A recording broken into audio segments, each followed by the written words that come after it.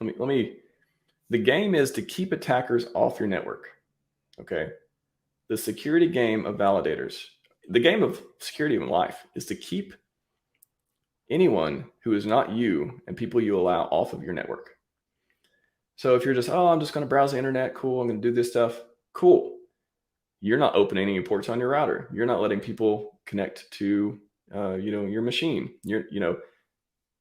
If you're not actively forwarding ports on your router to do a validator, chances are you have no open ports on your router. You shouldn't, to let any traffic come in, and you only have egress traffic of you browsing the web. That is kind of a natural security barrier. It's great. It didn't used to be that way. Before NAT and all these, before routers were popular and you just plug your computer into the modem, things were different. That was 20 years ago. I was around back then. I knew security for a long time. These days, you have a browser, you're on the internet.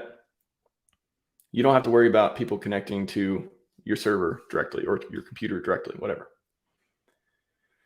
Now, what you're doing now, and of course, I got all kinds of security videos. Don't use Windows, use Mac. Keep your browser up to date. All this stuff. VPNs are for privacy, not security.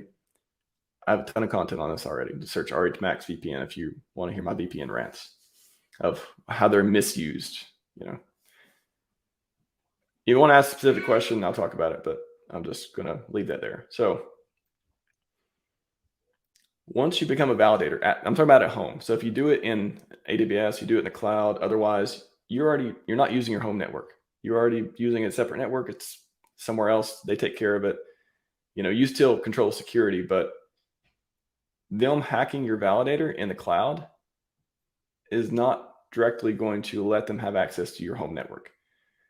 So if you're gonna open ports on your router to allow people to connect to your home network, great for decentralization, perfect.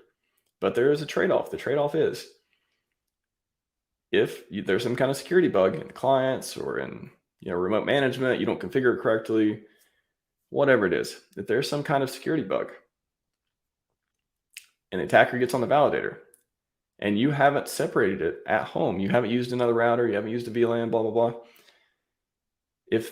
Once they get on the internal network, there are a ton of attacks that open up where they could go from there. You got the server, you're at home, you got it plugged in, you get hacked.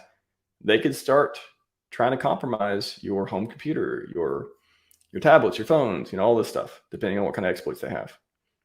That's just how it works. So that's the trade-off. Decentralization, running a validator at home, great.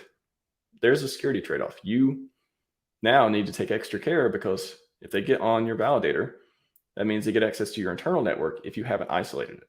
Now, easy thing to do, isolate it, right? So that's what I have the material here for. And so I highly recommend watching the Validator AMA. I'll talk about a lot of stuff in there. And then these references for how to do isolation in a lot of different ways at home. The security model is different at home versus in the cloud. So be aware of that if you're running them at home. No, absolutely nothing wrong with running them at home. Just be aware of the security. It's more important at home. I'll say it like that.